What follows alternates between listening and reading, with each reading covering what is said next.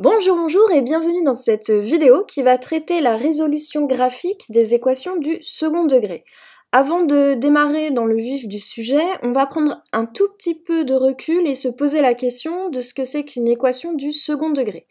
Donc une équation du second degré, on a besoin d'avoir une égalité, qui est vérifiée ici. J'ai une inconnue qui est ici symbolisée par la lettre x, et pour que ce soit du second degré, obligatoirement je dois avoir du x au carré.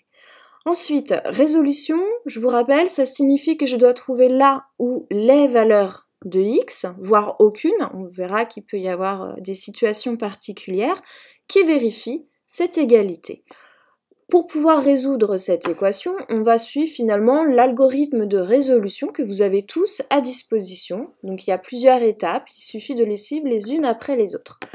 La première étape, on me demande de mettre l'équation sous la forme ax au carré plus bx plus c égale 0. Donc là, ce qui va être intéressant, c'est que finalement, l'équation doit être égale à 0.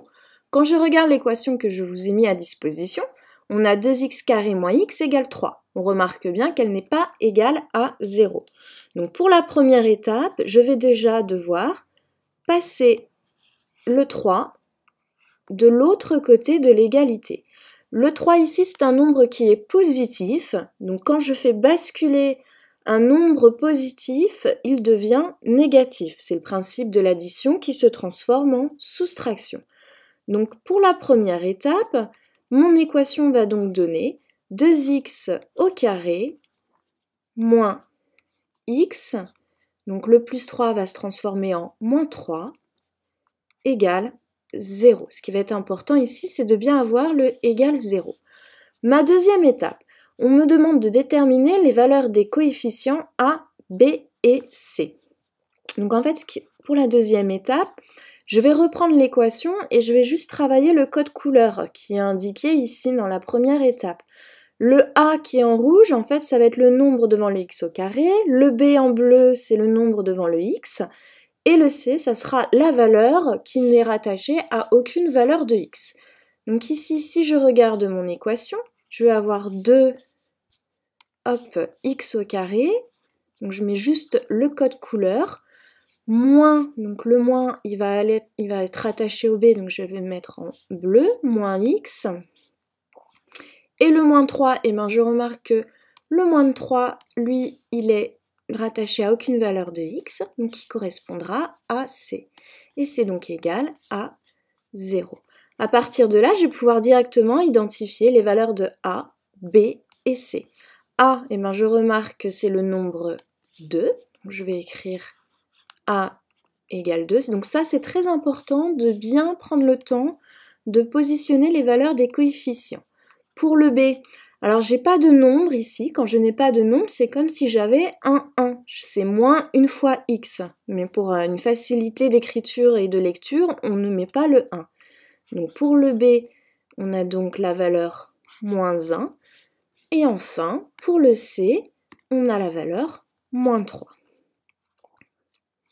Donc faites très attention de ne pas oublier les signes, et surtout, les valeurs des coefficients A, B, C, on ne met en aucun cas les x. Vous voyez bien ici que je mets seulement des nombres, d'accord?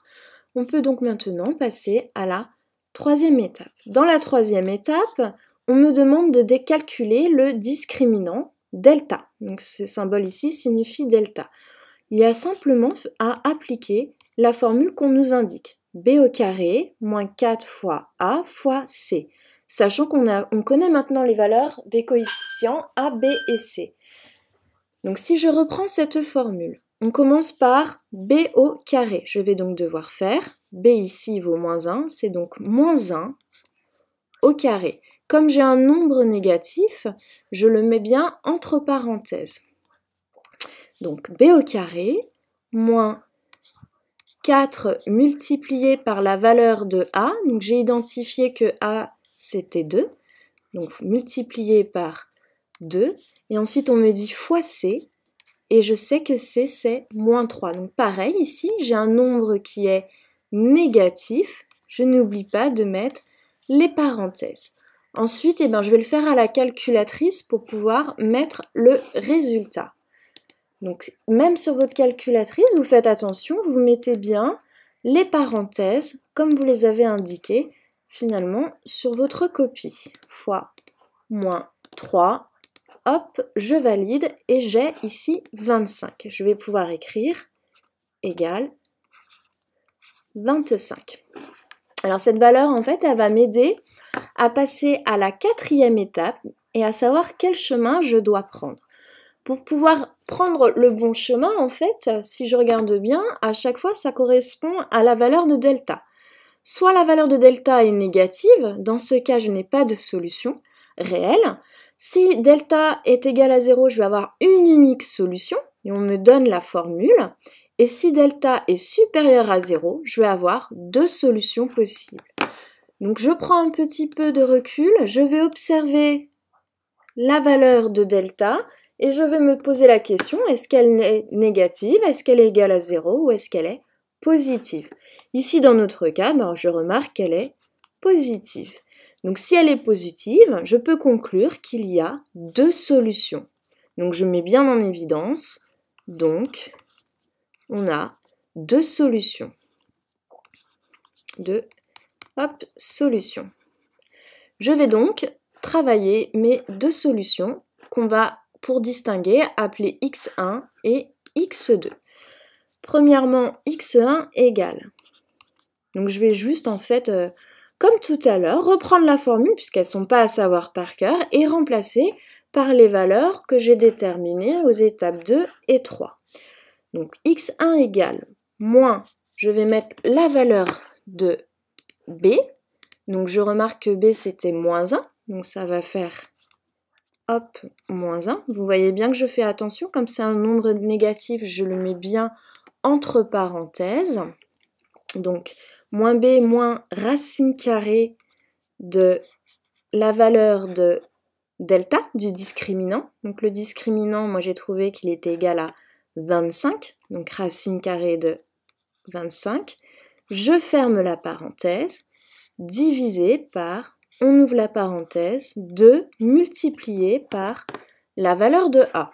Et a, il était égal à 2, ici en rouge, fois 2. Vous fermez la parenthèse et ensuite vous effectuez le calcul sur votre calculatrice en respectant vraiment l'ensemble des parenthèses que vous avez mises. C'est là où vous avez tendance à faire des erreurs. Je vous rappelle que moins, ça peut faire plus. Donc soit vous mettez juste 1, soit vous mettez parfaitement l'écriture. Mais soyez très rigoureux par rapport aux signes et à vos parenthèses. C'est souvent à cette étape-là que vous faites des erreurs de calcul. Vous voyez, moi, hop, j'en ai fait une. Ah oui, alors c'est ma racine carrée. Il va falloir que je les enlève, que je pense à hop, enlever ça, diviser, on a dit, par 2, multiplié par 2, je ferme la parenthèse. Première solution, je trouve moins 1. Je vais maintenant m'occuper de la deuxième solution, x2. Alors pour ceux qui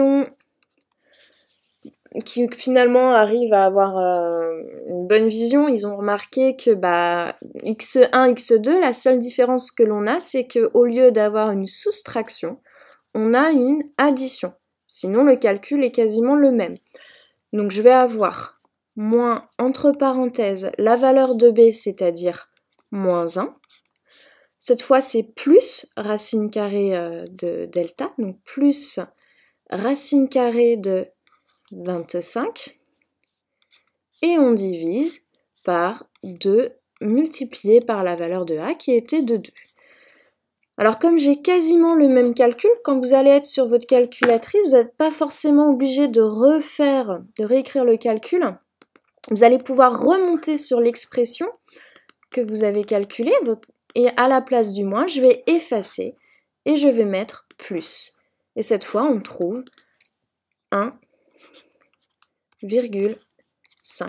Donc bien évidemment, vous mettez en évidence vos 2 solutions que vous avez trouvées et après, vous pouvez vérifier si ces solutions fonctionnent dans vos équations. Je m'explique. Pour la valeur de x1, qui est de moins 1, ce que je peux faire, c'est que je reprends l'équation Et à la place de x, je vais mettre moins 1 et je vais faire mon calcul. Ça me donnera 2 multiplié par moins 1 au carré, moins entre parenthèses moins 1, et je regarde la valeur. Si vous le faites, vous trouvez bien 3. Et après, vous pouvez faire exactement pareil pour 1,5.